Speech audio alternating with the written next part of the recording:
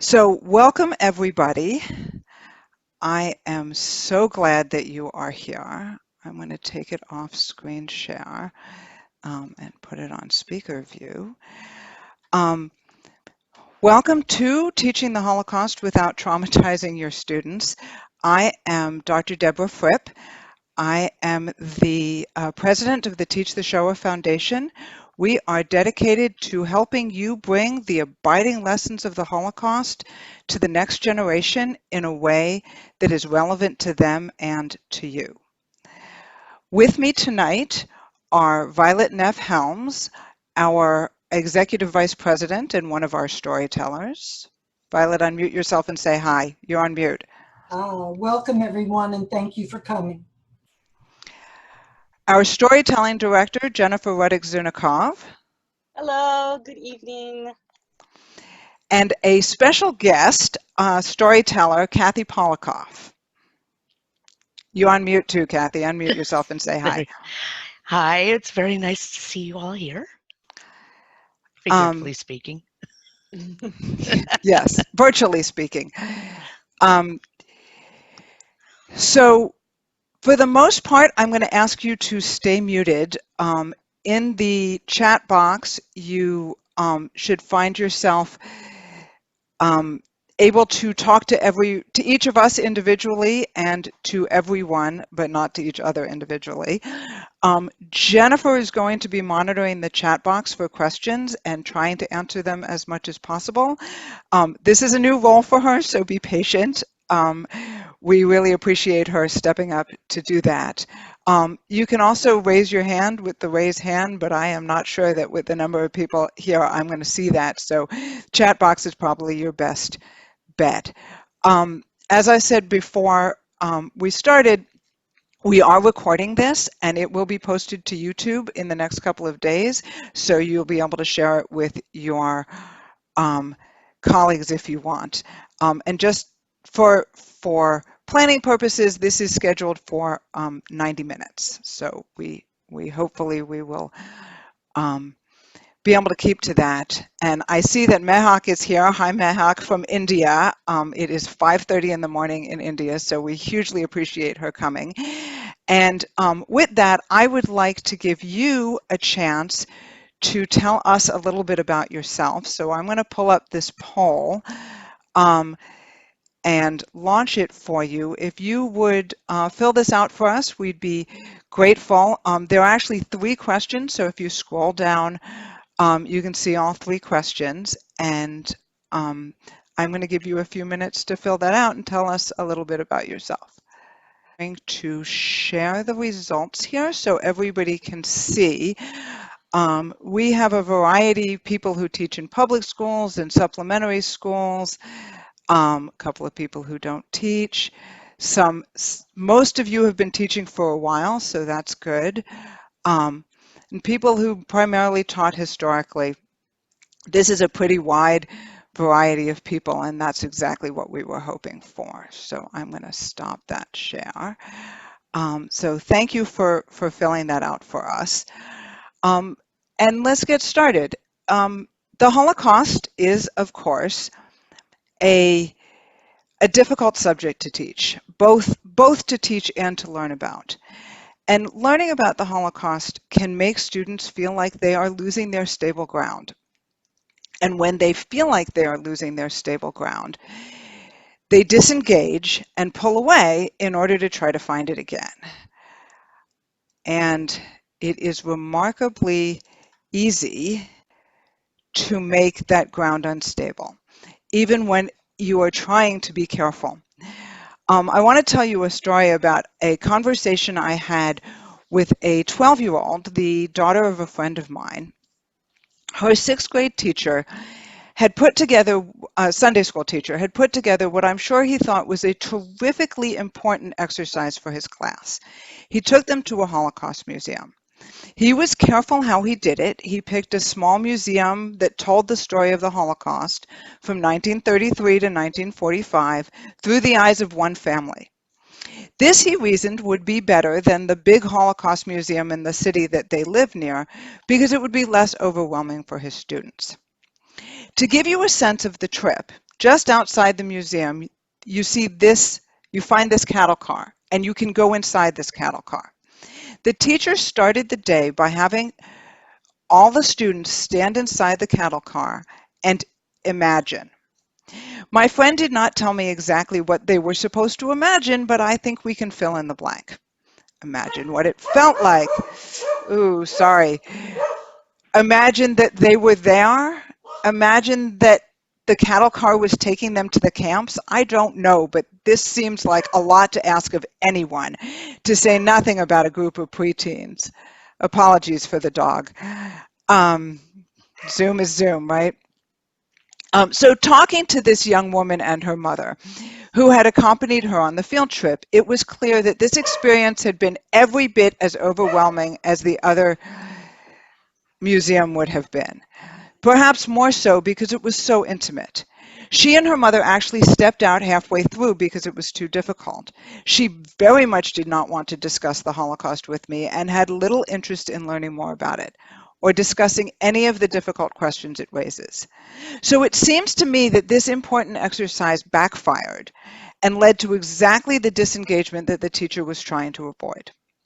Now, before I go on, I want to make one thing clear, which is that I am in no way trying to say that we should not be teaching the difficult parts of this story. What I am saying is that teaching the story in a way that makes students shut down is self-defeating. I am also saying that there is a better way to teach it.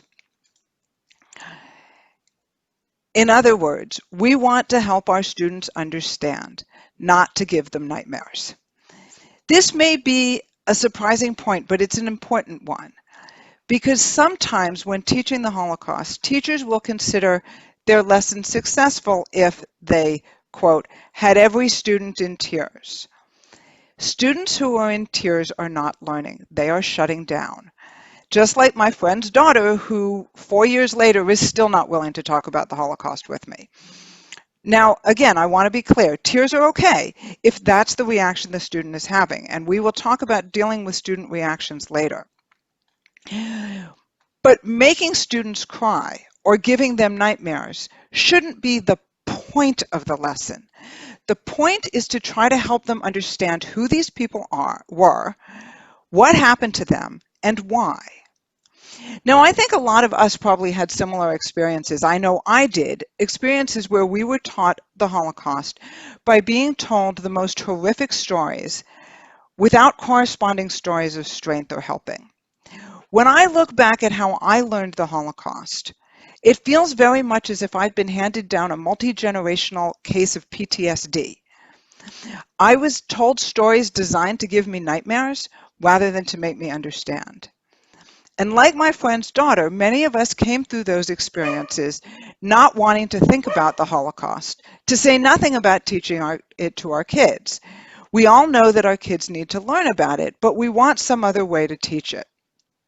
So I want to get you in on the conversation now.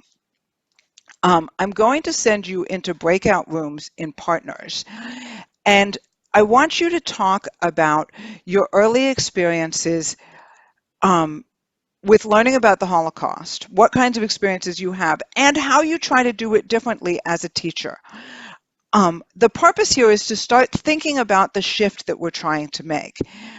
I'm going to give you 4 minutes, and at 2 minutes, I'm going to send you a note so you can make sure both of you have a chance to say something. Then you'll get a 30-second warning, and 30 seconds later, you'll get kicked out and sent back here. So if anybody has any questions before you go ahead and send them to us in the chat. But as soon as I recreate the room. Deborah, I just want to add, there's really no right way to do this. It's just we know we're kind of putting you into a space with people that you may not know. It's just to share your own experiences as detailed or not as you wish, but creating a space where you can bring up your own story about this. It doesn't have to be in any formal way. Just want to let you know. Okay. Okay, so here you go, and I'll see you in 4 minutes. Have fun. And for those of you who are watching on YouTube, I am going to cut the video here to just before or just when they're starting to come back, so you don't have to sit here staring at me for the next 4 minutes while I'm waiting for them to come back from the breakout rooms. So see you in 4 minutes.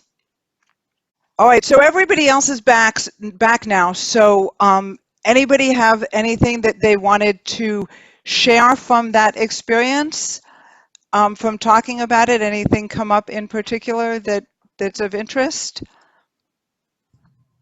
I thought it was very interesting. I enjoyed talking with Jessica. She got her grandparents are survivors. So it was interesting to learn, when did you know about this? And it was interesting to find it was similar to my own experience, where it's in the background, you know it's there, but you don't really know. Yes, Until so about we've heard a lot of these kinds of stories, yes. and stories like David was just telling me about learning about it from the miniseries The Holocaust in the 70s, which in fact, if in truth, is how I learned about it too. And talk about a great way to traumatize yourself.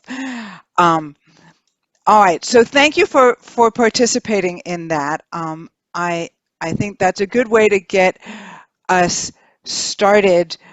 And I'm going to go back to the screen share here. Can I just say something? Absolutely. I was unable to connect earlier, so I just wanted to apologize to Cheryl. She spent 4 minutes wasting time, so my apologies.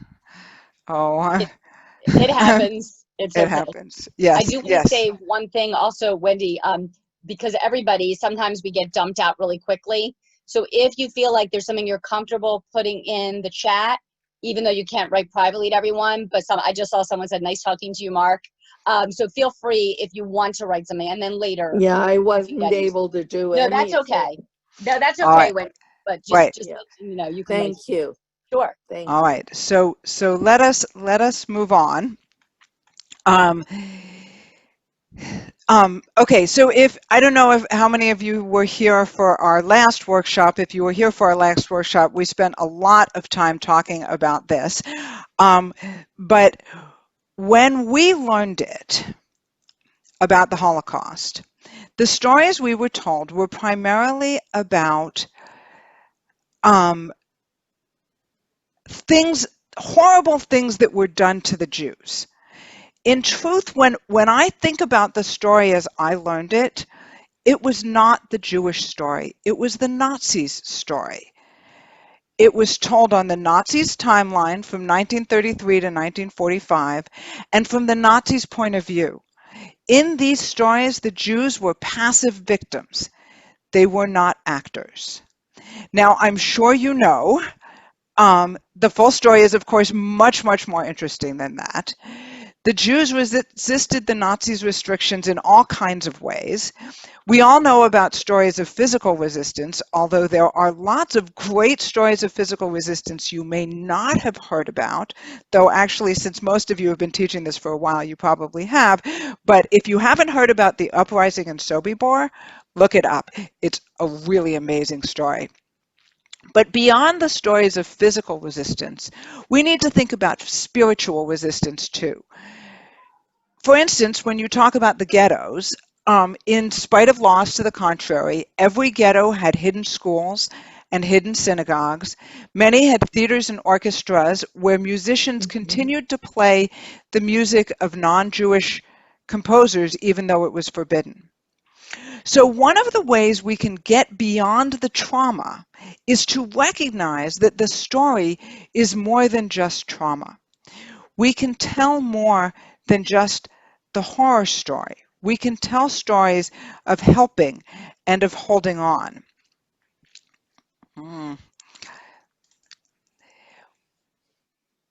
In truth, the best way to do this is to tell the stories of individuals. When you hear the many pieces of a person's life, it puts the trauma in context. The Holocaust was part of their lives, not their whole life. And this was even true for the murdered and you know the people whose lives ended in the Holocaust. They had lives before the Holocaust. They had lives during the Holocaust. All of this is very important. When you tell a person's complete story, you get beyond the horror and into these other aspects of the story. That's right. Because every survivor's story has someone who helped, and every diary tells you about the ways they held on. This shows us that these people are people, and that seems like a truism, which of course it is, but it's not something that our students think about a lot. And it gets beyond that single story of one aspect of their lives. So, you are really lucky tonight because we are going to give you an example of this. And we have a wonderful storyteller. I want you to introduce to you Kathy Polikoff. Kathy participated in a Holocaust storytelling workshop that we had here in Texas in January, and she performed at our Yom HaShoah virtual storytelling event in April. She comes to us today as a storyteller and an educator. She continues to craft her story about Olympic gold medalist Eva Seke. Eva was born in Budapest. She was already a nationally renowned competitive swimmer at 14 when the Aerocross, the Hungarian fascist party, came to power with Nazi support. 3 years later, in 1944, when the Nazis invaded, Eva and her family took shelter in a safe house run by the Swifts, along with 41 other people living in that house with them. Kathy has crafted her story based on Ava's video testimony to the Shoah Foundation. Now I need to find Kathy so that I can. Kathy, you need to take yourself off mute and start talking so I'm I can spotlight you. There I'm you not on mute. I am not are. on mute. Okay, Kathy, it's I'm right all here. yours.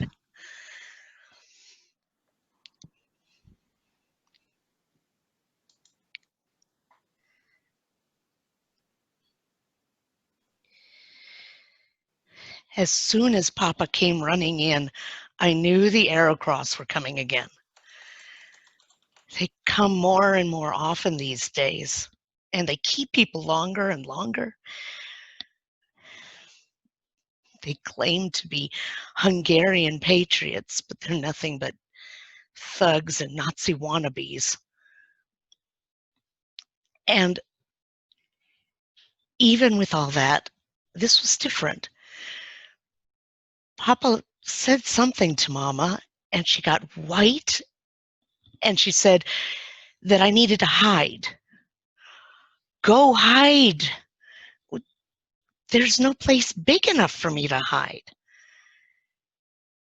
And then Papa tells me to go upstairs and hide in bed, pretend to be sick.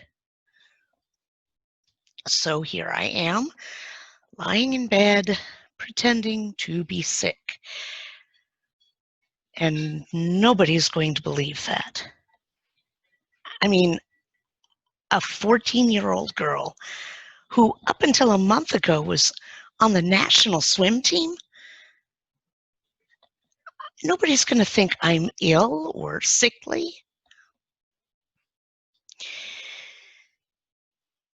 I can hear them coming up the street now. They're knocking at the door. Oh, banging at the door. And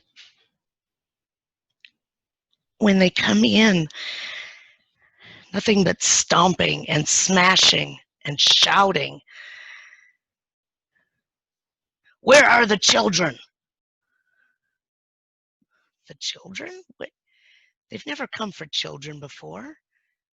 Where are the children? And then I hear them starting up the stairs. And I turn to the wall and I pull the covers up all the way to my chin and I'm trying to look as sick as I can.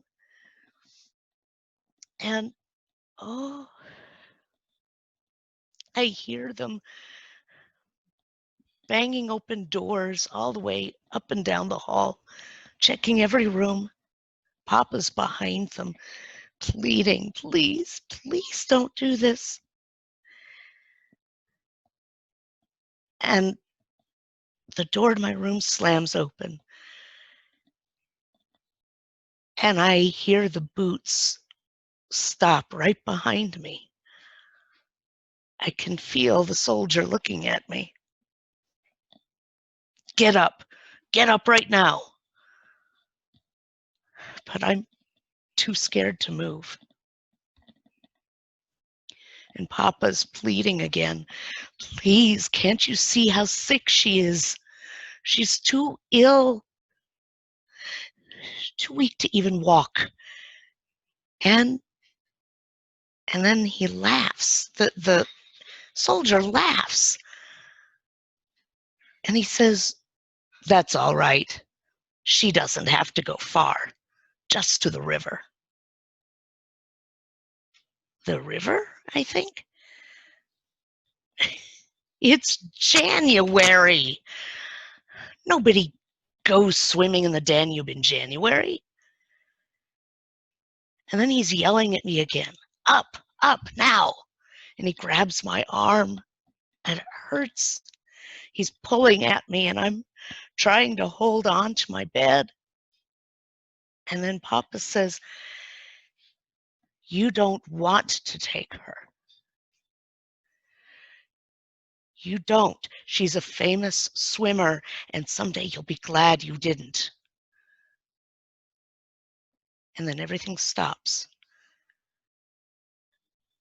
And he drops my arm. And he says, what is your name? And I look up at him. He's tall, taller than Papa, and young, like a boy. I'm Ava Seke. And then I hold my breath, looking at his face. And it goes from this sneer to a smug grin. And those eyes, one gray, one brown. I've never seen that before. And then he just says, I know you. You bring honor to all Hungarians with your swimming. And then he walks out. I can hear him stomping down the hall, Papa after him. They go downstairs, and I hear the Aerocross man shouting, no children here.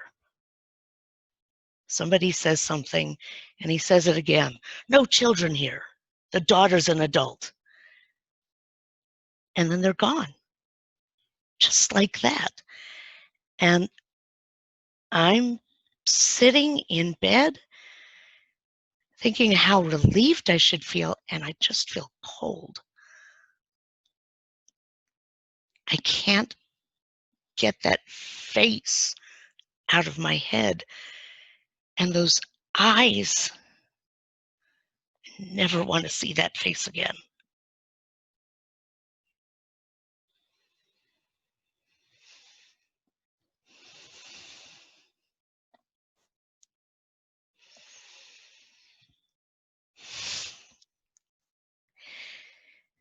They've started the national anthem. And I couldn't be happier. All that hard work, and it was worth it. All those years of practicing. Oh, and running up and down stairs in that stupid safe house. I still remember Mama. Why are you running up and down the stairs 100 times a day? And I'm telling her, because the war won't last forever. Someday I'll be allowed to swim again. And when I can, I will be ready. Boy, was I ready. The 1950 International Swimming Tournament And I won first place. I won gold in Germany, in Hungary. Oh. And now the music's ending, the crowd's cheering for me. And there's an announcement that I'm to get an award for contributions to Hungarian sports. Mama and Papa must be so proud. And I see the man coming toward me with a trophy, and there's something odd about him. And then he gets closer. No, that can't be right.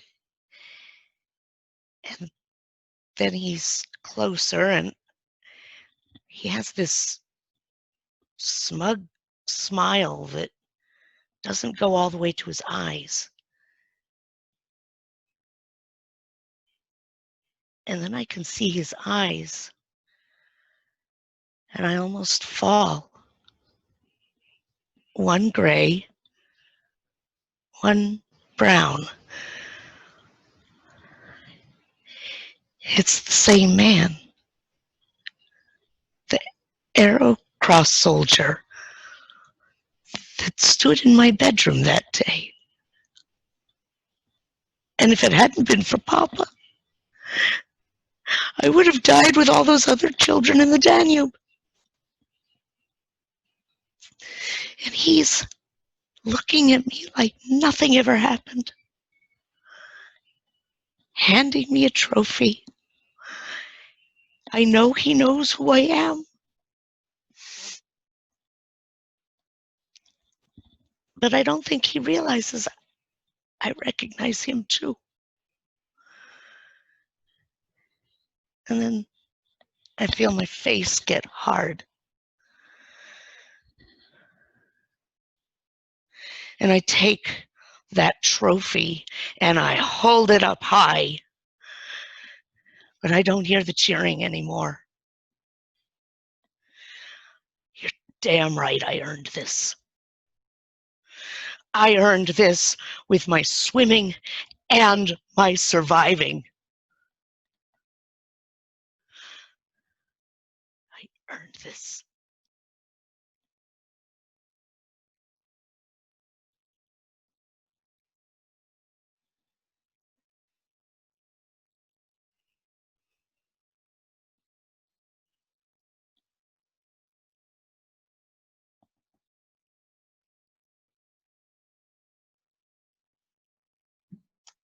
Kathy, thank you so much. Thank you. Oh, and I just want to share with you that already you're getting so many appreciations, as we call them, appreciative comments in Thank you. the chat. So later we'll make sure to save that for you so you can read that. So you know what I'm going to ask you now, if I may give you an appreciation. Thank you. You're welcome. There's so many things I want to say, but I want to leave. I want to invite people, and you can do this now, everyone, while I'm speaking, to write chats, to write in the chat, not only these beautiful words, amazing and powerful and incredible. I also want to invite you, and please keep writing those, but I also want to invite you to write anything specific, to write anything, a certain scene or something that Kathy did that really touched you. Because when we notice what people do well, what makes it amazing, then we can use those tools for ourselves. So I just want to say, Kathy, your ability to use those pauses to allow yourself to slide into this story, the pauses that of time stopping as she is hearing this down the street and remembering what's happened to neighbors, as she is hearing this man in the house, these men, and then up the steps and opening the door. But also the pauses that you're using, right, as a tool. So as a storyteller. And then how you were able, with a facial expression, and letting yourself, having that confidence to be there in that in-between place as you left that such an intense scene and entered this moment of joy. And the last thing I'll say for now is just, again, I'm constantly struck by how much history I learn about one person's story, but it also teaches me about Hungary. It also teaches me about human beings and how humans were involved in these decisions in a moment, and teaches me how the people were pulled into this hate. And one moment could make all the difference. And unfortunately, the moment didn't make the difference for so many. Thank you. I want to say so much more. I'm going to let people say, yes, I see what Beth Hudson is saying about the children going to the Danube. Yeah. So Deborah, I know we have to shift, so I want to let you say whatever you want to say, and people keep writing. Thank you, Kathy, so much. Thank you, Jennifer. And I You're actually welcome. want to read one of the appreciations from the chat from Orly Kleiner. There was such a sense of empathy, so much embracing the words to really bring the figures into the room. It would be very easy, I think, for youth to relate to this performance.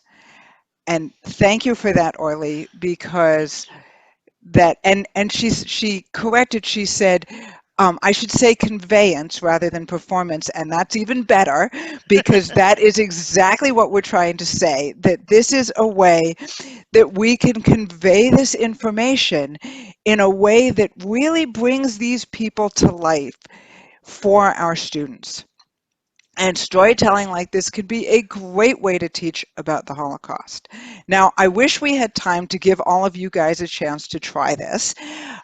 We don't tonight, but if you are interested in trying something like this out, we are having a workshop to do exactly that at New Cage on July 15th. So go sign up for New Cage and come join us in the workshop, and we will teach you how to do exactly what Kathy did.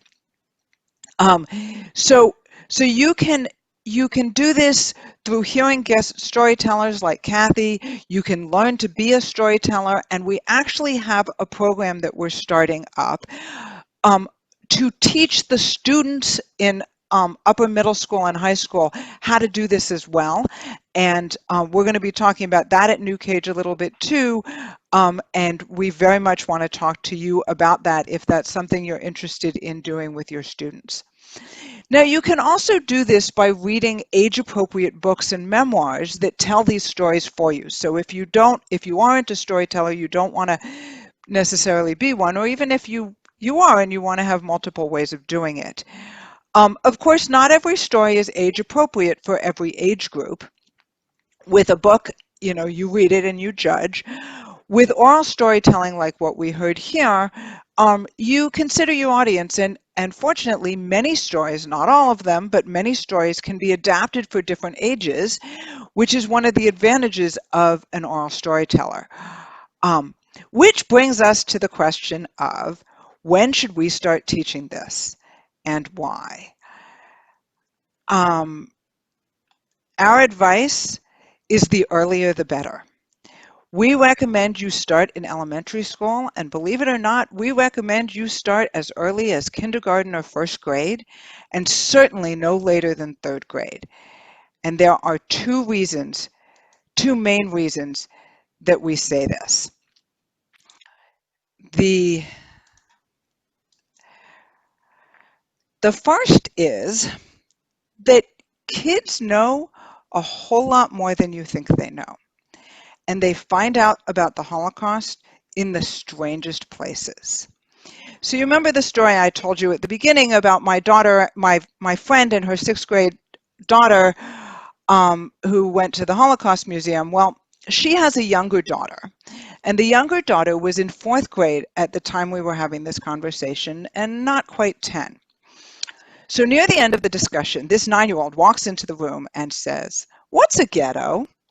Okay, I don't know this kid real well. I mean, I'm really good friends with her mom, but I don't know the kid real well. So I said, "What do you know about the Holocaust?" "Oh, she doesn't know anything," my friend says. Well, this 9-year-old replies. I know that the Germans killed 6 million Jews in gas chambers.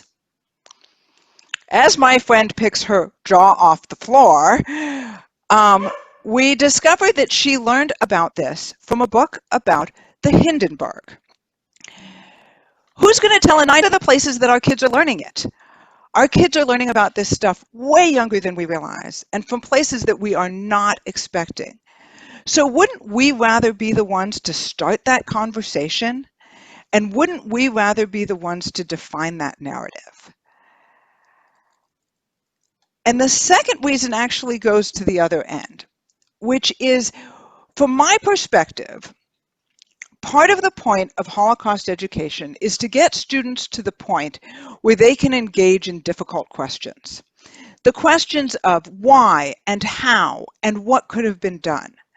The questions of what we should do if we find ourselves on either side of this situation, as victims or as bystanders to the victimization of others. Even questions like, where was God? Maybe especially those questions. We all recognize these questions as essential in the modern world. And if we want our students to be able to do this, to deal with these questions by high school, we need to build them a framework on which to lay those more difficult parts of the story. We need to lay them a foundation. It is only through careful preparation and the slow laying down of a foundation of knowledge that we can get them to the point of being able to engage in these difficult questions. We cannot wait until the whole story is appropriate to start teaching the story of the Holocaust. Which brings us to a difficult question of our own. How do you deal with this at such a young age? And the key is actually the statement that I just made, which is that we can't wait until the whole story is appropriate. What we mean by that is that we can start with pieces of the story. We need to tell true, or at least realistic stories, but we do not need to tell the whole story at every age. So this is a chart of what we consider to be appropriate at each age. For instance, with the youngest kids, we can tell stories of moving to the ghetto, of being in hiding, if we keep them with their parents. And we'll talk more about that in a few minutes. With the slightly older kids, we can start to get to broken families and living by yourself in the ghetto or in hiding, and the Kindertransport. So you see, you get a little more of the story as you get older. Now, even with this chart, some of you are thinking, but Deborah, you're crazy. Kindergarten is just way too young. We've done it that young.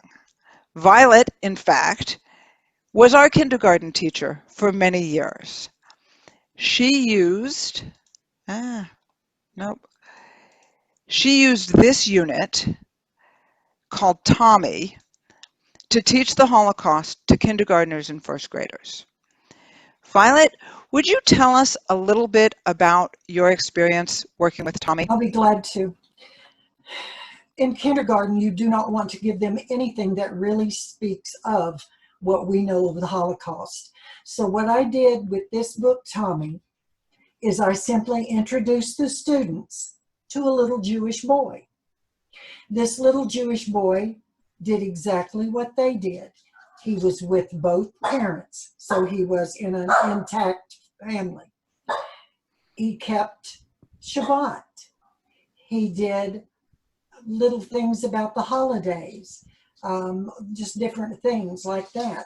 So it's someone that would be familiar to them because he was just like them.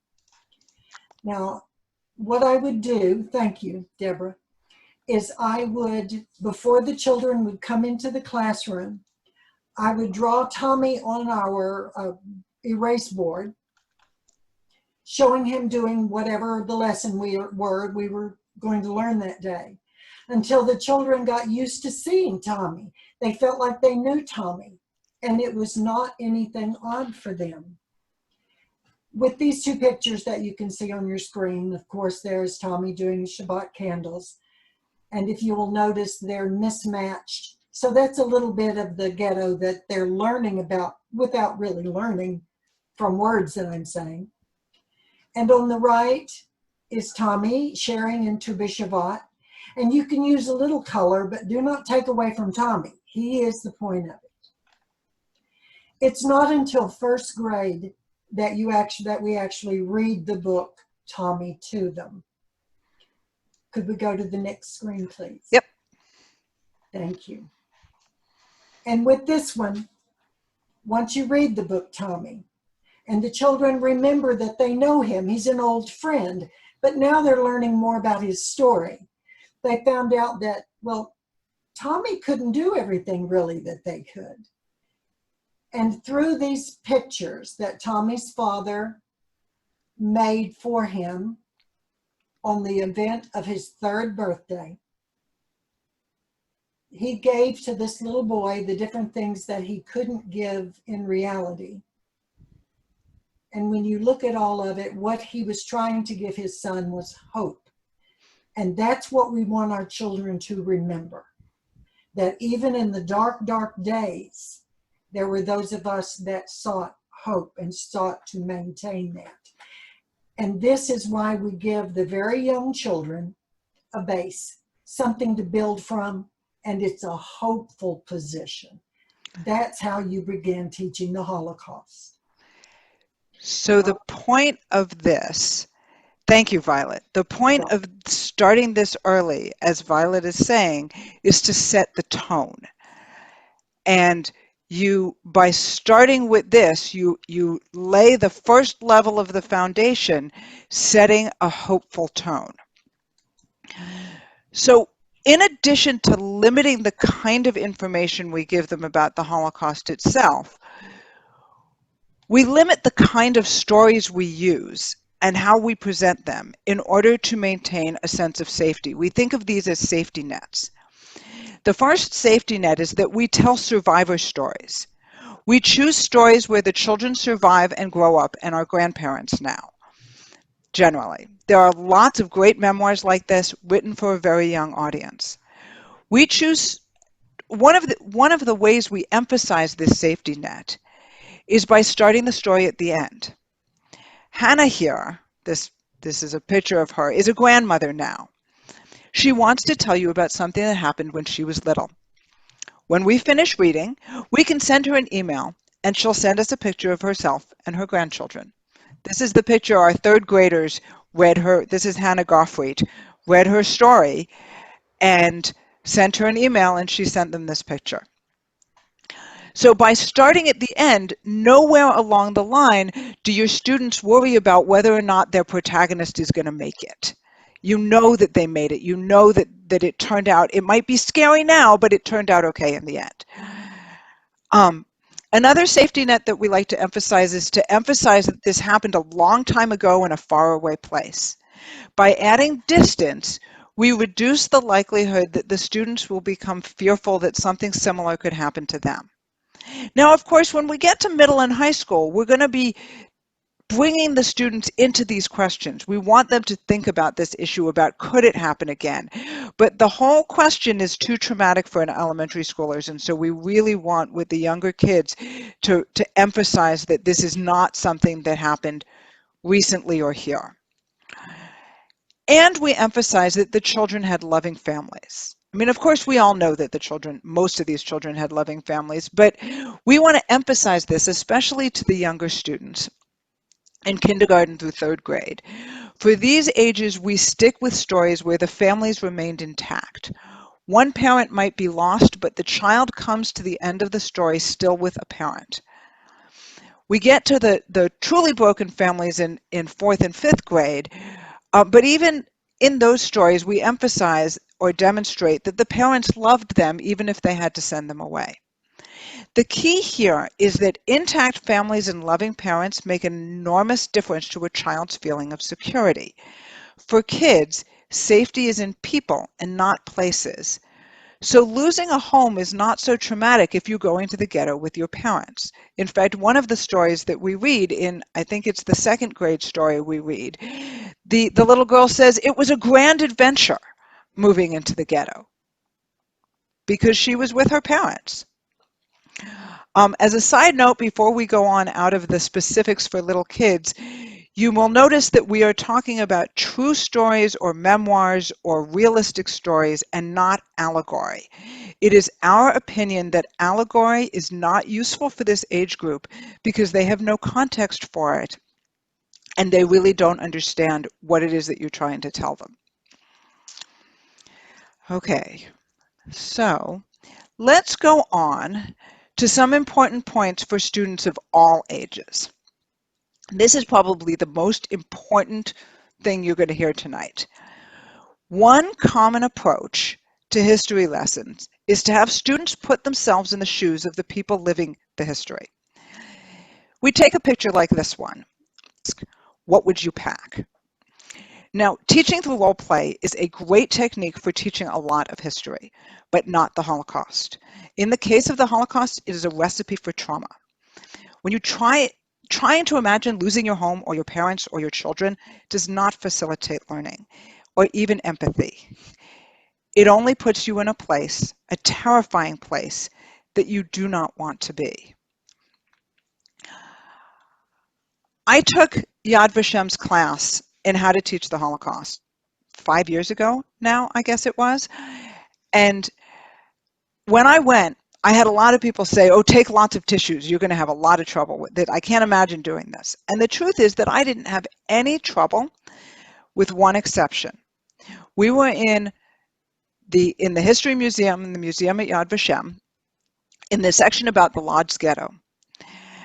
This is the point where the commandant of the Lodz Ghetto decides that in order for the Jewish people to survive, we have to give up the weak. And he tells the people, give me your children. And when the parents refuse, he takes them. He takes the children under 10. My youngest daughter was 8. And I still can't talk about this without choking up. I could not see beyond her. And I don't know what else they said in that room. All I could do was shut down and step away because I could not handle that place that was putting me in. And I want to point out here that they weren't trying to put me there. I went there on my own.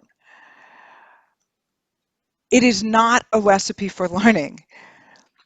I'm actually going to take the share off and I'm going to spotlight Kathy again because Kathy has a story about this experience as a student that I would like her to share with us. Okay, thank you. Well, I think I was in 6th grade. And we were learning about the Holocaust, and we had the entire grade come together for a single lesson that day. And we were told going in, okay, one of your teachers is going to be coming in and he's going to be dressed as Hitler. And he's going to tell the lecture give the lecture as though he's Hitler. And we want you to try to imagine what it would be like to be a German at this time. And we're hoping that you will understand why or how intelligent people could be like this, could fall for this. Okay. So in comes the teacher, and he's dressed like Hitler, and he goes up to the front of the class, and he gives the lecture. And it's a really good lecture. It has all the historical facts that we're supposed to be getting. I'm taking notes like crazy. But he's talking as if he's Hitler and using the same kind of language that Hitler used. And at the end, the entire grade stood up and clapped, standing ovation. And I'm with them, standing up and I'm clapping. And at some point, I look down and I'm watching my hands and I'm clapping and I'm thinking, why am I clapping for Hitler? And then I hear screaming and I'm looking around trying to find who's screaming. And it dawns on me that I'm the one screaming because what I had done was have like a little mental break because in my mind, I was standing there, a Jew, clapping for Hitler. And I actually had to leave the room and I was gone for most of the rest of the day. And that's what we don't want to have happen. We don't want to scare these kids. Thank you, Kathy. That was a terrific and very disturbing story. And and you know, even the non-Jewish kids should be feeling that, but the Jewish kids in particular, um, you know, that any kind of role play of that nature is just it's traumatic. So what do you do instead? Instead of asking how would you have felt standing here on the tracks like this little girl, ask how do you think she felt? And if it feels like you need more distance, you can even have them consider how do you think the people watching her felt, or the people helping her get on the train. Um, but but by creating that distance, you allow them to empathize without um, without feeling traumatized by putting themselves in the place, which is actually interestingly what we're doing with the storytelling, because we're telling somebody else's story. There is a little bit of a distance there, and you're not putting yourself in it. Even if you're telling it in first person, you're not putting yourself in it in the same way that you are when you're trying to imagine how you would have felt in that situation. Now, dealing with student reactions, student responses to this material, like Kathy's, is fraught. Um, if their students should be solemn when learning about the Holocaust because it's a solemn subject, or they feel like if they project strength, their students will be strong too. And actually, those are both the wrong approach. You need to give the students the ability to respond in their own way. Now, for some, that'll be anger. For some, it'll be tears. For some, it'll be numbness. All kinds of reactions. For some stories, that response may even be laughter. And that may be appropriate for those stories and those students. Now, note that sometimes the anger will come out as anger towards God. And that's okay too. We need to be able to handle that and help them work through that.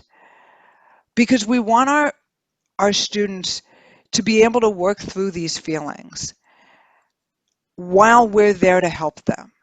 It is better to let them work through the feelings in a place where we can help them than make them work through them on their own. They're going to have these feelings, and we need to give them space to do that. So when we were discussing this earlier, Jennifer asked me an interesting question. Which is, how do you hold space for all these different reactions? And I would say that you need to be explicit with your students. Be explicit with the idea that different people are going to react differently and that all these reactions are okay. Point out that they need to be polite and that they need to listen, of course, but make it clear that however they're responding is okay and that how the person next to them is responding is also okay, even if it's different. Okay. We have one more. Let's do one more of these and then we'll go. So So this is heavy material, as I know all of you guys are feeling. And I want to give you a few hints for helping to maintain focus and helping the students process this material. These are really classroom management hints. To help our students maintain focus, our best recommendation is to only use one block of your student's attention span per day. To expect that these lessons will take multiple classes and not push through something in one day if it's taking longer than expected and your students don't seem to be focusing. If they're flagging, they're not going to learn it. You know this, of course, but the Holocaust is a particularly difficult subject, and you don't want to be pushing them because it's hard enough as it is when you're not past your normal attention span anyway. Once you've gotten through that or finished that block of attention, move on to something else. Don't devote the entire class to the Holocaust. Find something lighter to do in the other half of the class.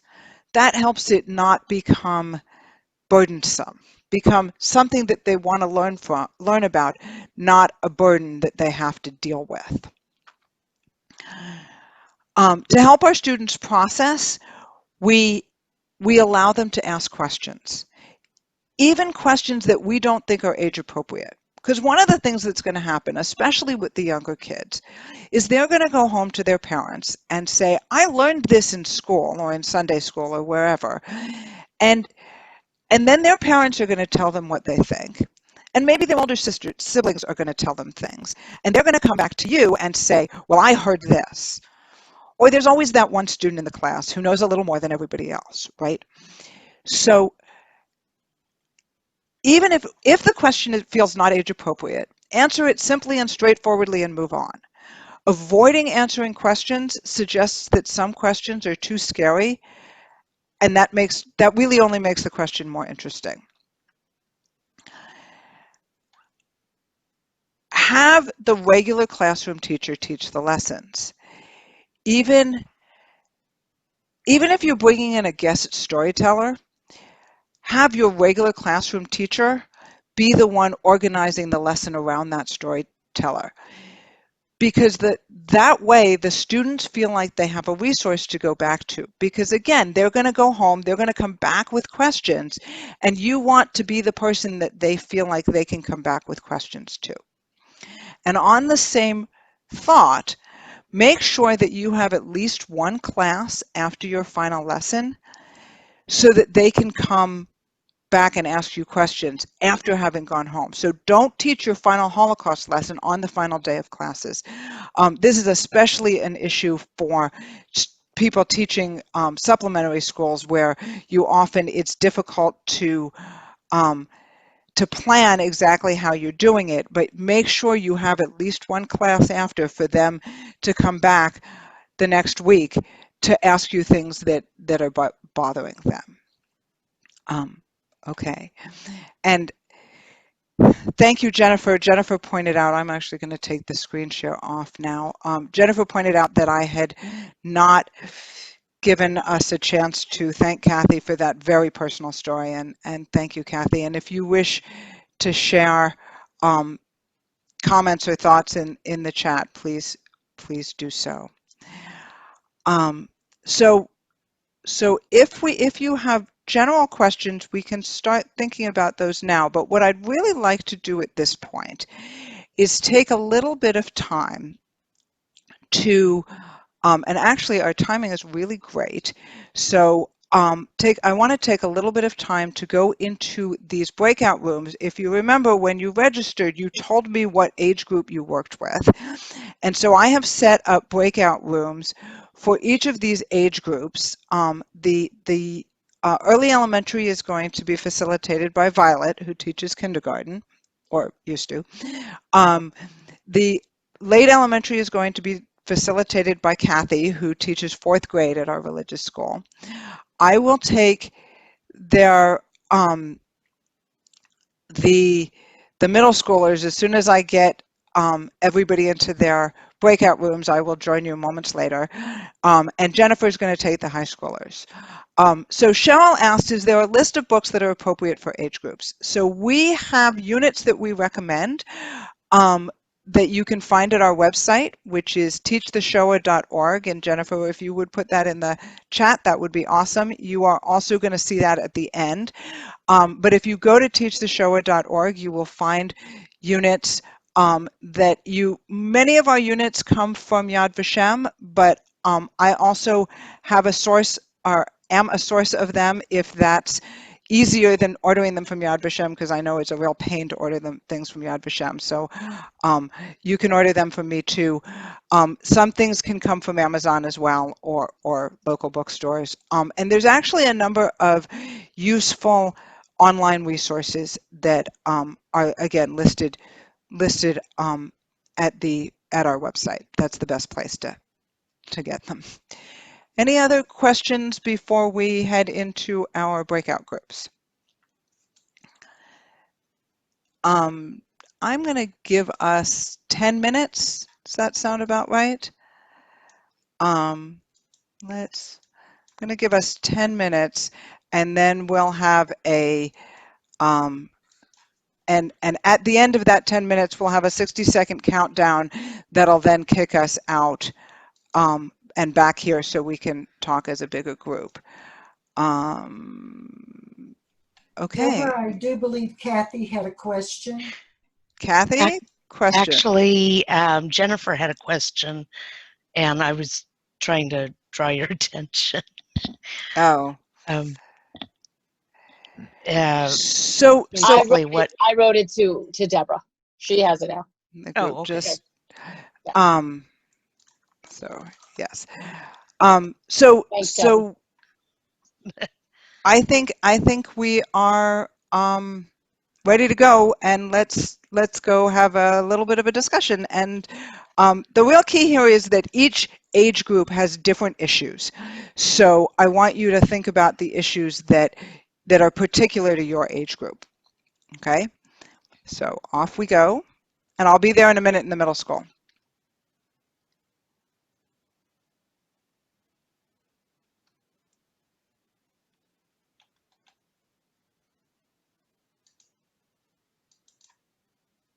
Together at that BBYO weekend?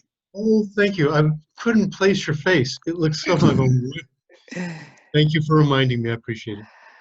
All right. Hi, everybody. Why don't you guys, you can unmute yourself if you want. Let's, this is the middle school group. So this is a time for you guys to bring up issues that you think are particular to your age group, and let us talk about what kinds of issues you've encountered, what kinds of things you're concerned about. So Brenna, is that? Bryna. Bryna. Okay, Bryna, go ahead. Why don't you get us started? It's two different things. I've had issues in the past where the director just doesn't want to start at an early age. Even 4th grade, 5th grade, they're very hesitant, as well as parents. Right. So one of the things that I didn't say, because I felt like most of us were teachers, was that as you start developing this program, and this was actually a mistake that we made in our congregation, you need to involve the parents from the beginning. You need to involve the parents very early in terms of convincing them that you need to be starting early. And so, right, the question is, how do you get your director to be on board? So if your director's not on board, that's difficult. And then you, and as the middle school teachers, are sort of making up for lost time. And that's I mean, this is traditionally where we traditionally start teaching here, right, in middle school. And it's really too late. And I'm sure you've all felt that I mean, the kids, they get to you, they already know things. And in fact, it's very interesting. I was looking through I don't know if any of you guys use it, the ISJL. They don't teach the Holocaust until 8th grade, but they talk about it in 4th grade as if the kids already know about it. And so this sort of disconnect between whether we're teaching it and whether we're talking about it seemed really interesting to me. I would say send your director to me. Send her to my website, let her come talk to me, and I will convince her. Have a discussion with them, but you are correct that when you start to move it down in the grades, you very much need to talk to the parents and show them and explain to them why. And really, it's about changing the narrative, that once people recognize how we're shifting the narrative, that this narrative shift that we're doing here makes it really different, that you're not telling second graders about concentration camps, right? I mean, you're telling stories that are age appropriate, and you're telling stories that are broader than just, that are broader story, a more complete story, a story of Jewish resilience is the way I think of it. I try to use the documentary paper clips a lot. I'm not a huge fan. I mean, I understand why people do that. I'm not a humongous fan. Partially, the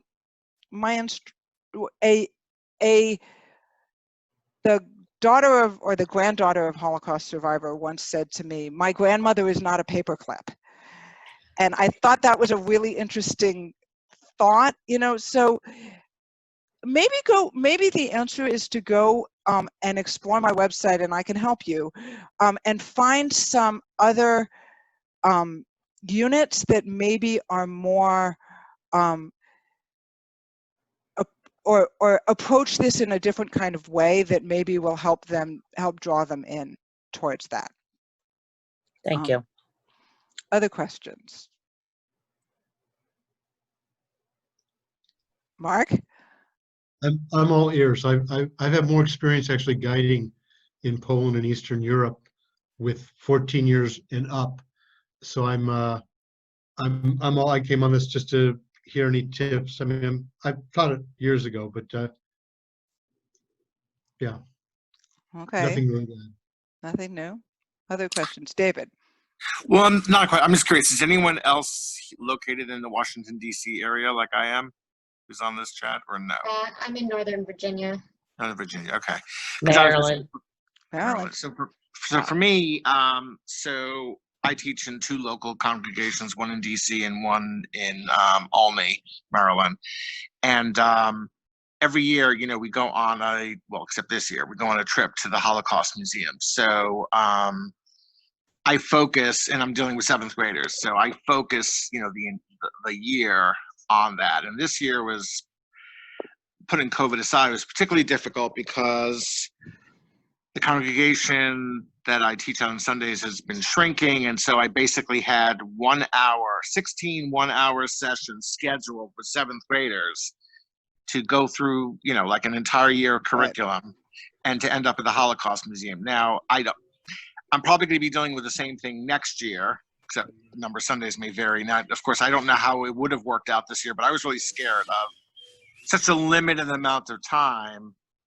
And, but yeah, that's sort of the culmination, right, is to go to the museum, which is right. So let me in their say, face and a hands-on experience. Let me say something about museums, because a lot of the museums in general, and this is something that a lot of people in middle school do, and I'm not saying that you shouldn't do it, but museums in general, they tend to be aimed at adults, and they tend to be aimed at, in a lot of ways, at putting out the horror story. Generally, the other pieces of the story are there, but you have to look for them. So I would say, before you take your students to a Holocaust museum, especially the one in DC, which I don't know, it's a pretty overwhelming museum. But on the other hand, the story I was telling you at the beginning, the museum I was talking about that they did go to was Richmond, and it's in fact apparently even more difficult in its own way because it's so intimate.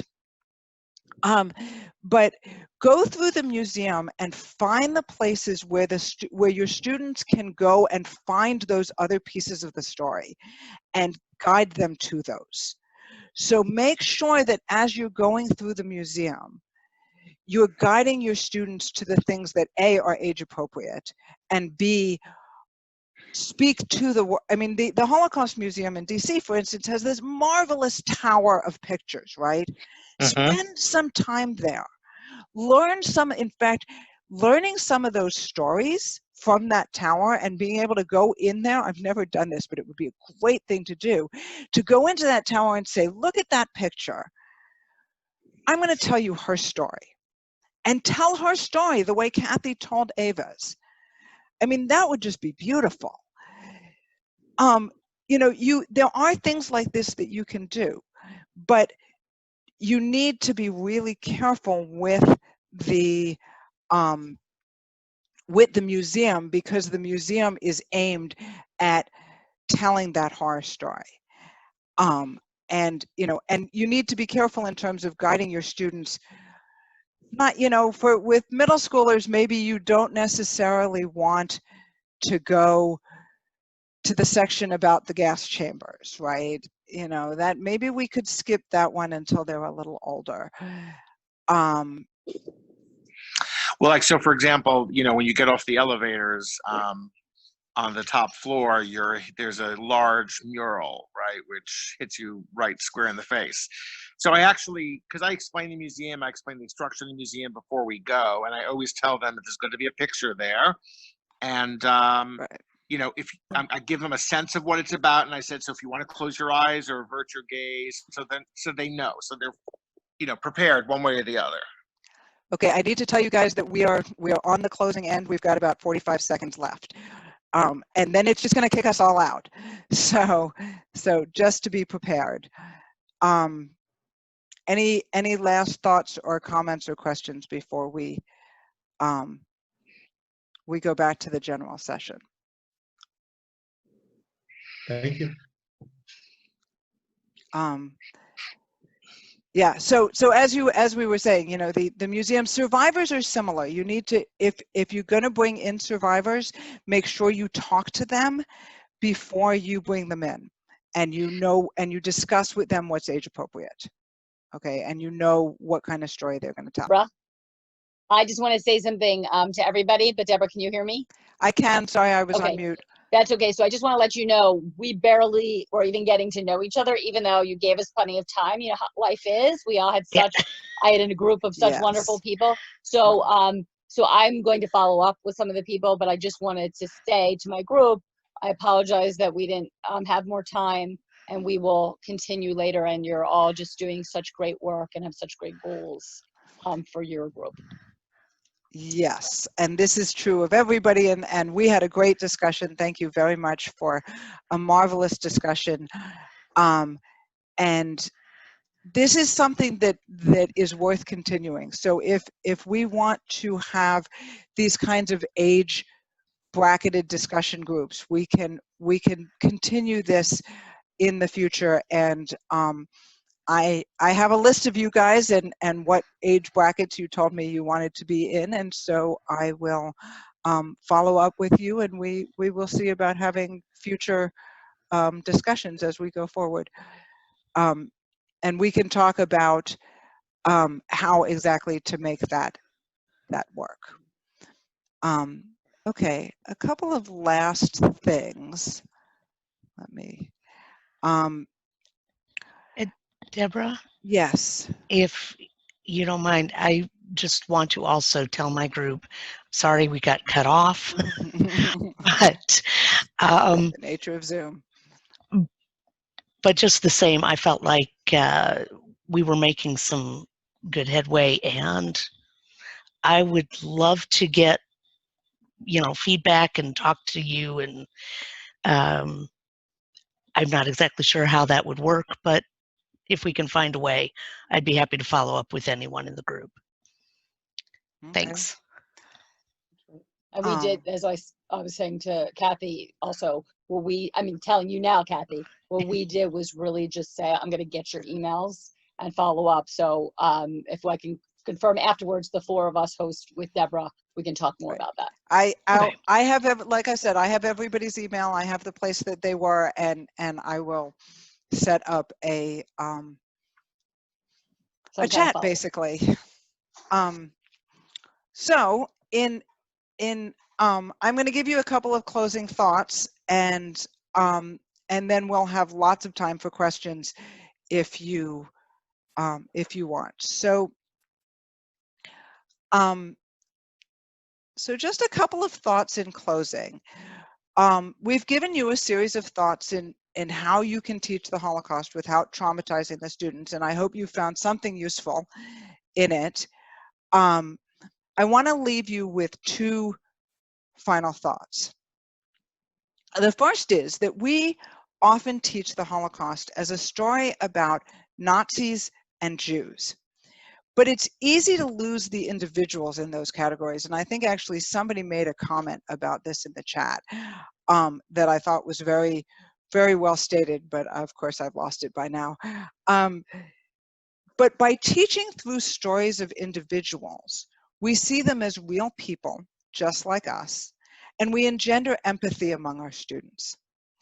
And in truth, especially when you're talking about the older students, the stories on both sides of this are important, because understanding how normal people become perpetrators is incredibly important.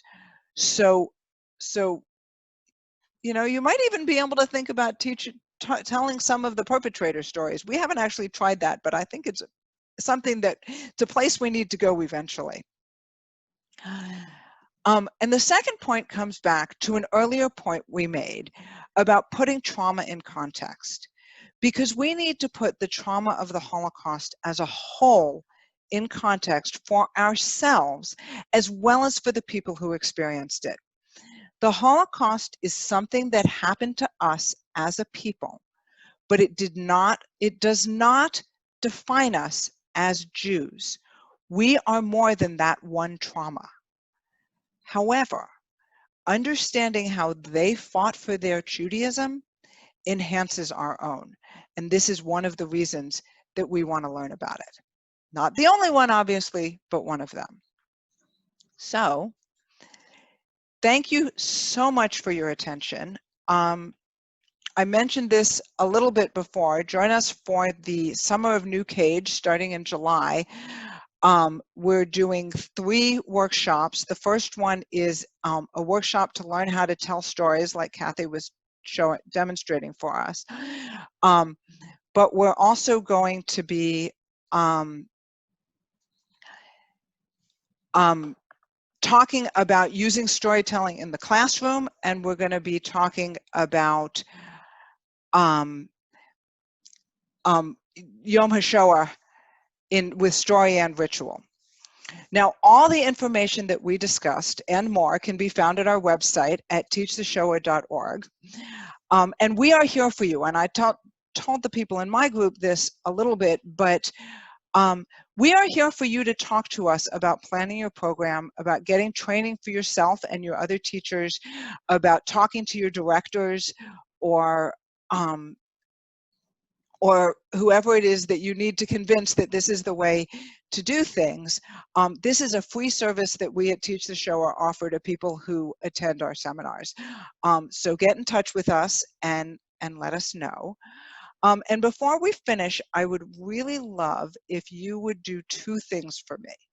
One is tell us in the chat what you are taking away from this. And the other is to fill out this poll that I'm about to put up to help us decide what other offerings that we should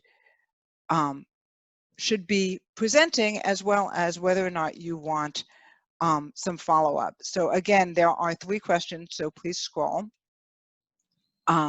Deborah, may I say something when you're ready? A little more about New Cage. I just want to give them a little more information. Yes, you may. And now's as good a time as any. Okay. So folks, I just want to tell you, just to clarify, New Cage is its own Jewish educational conference, specifically for Jewish educators or anybody who that's, you know, a primary interest of yours, that does have a fee. So we, all people who attend pay for the conference, presenters, etc. pay, and all people who come, even if you're not a teacher, obviously pay.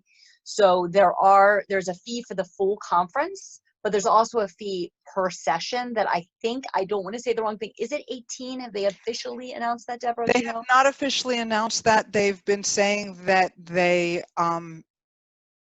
don't quite know, or that they're going to announce it soon. They're just not ready. I think the technical stuff is not set up yet. Okay. So if you only wanted to come to our 3 or one of our 3 and not the other things, you can just pay per session.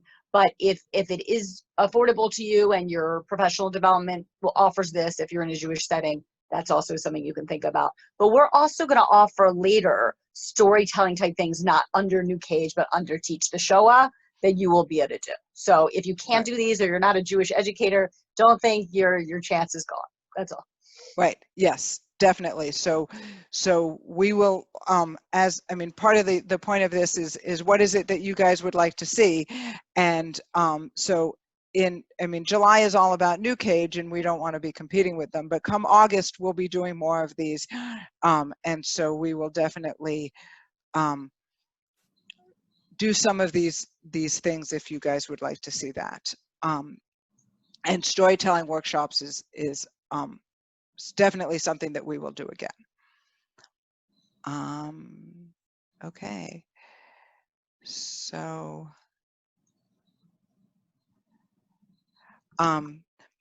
okay, so I'm going to stop the recording at this point. Again, thank you so much for coming and for watching.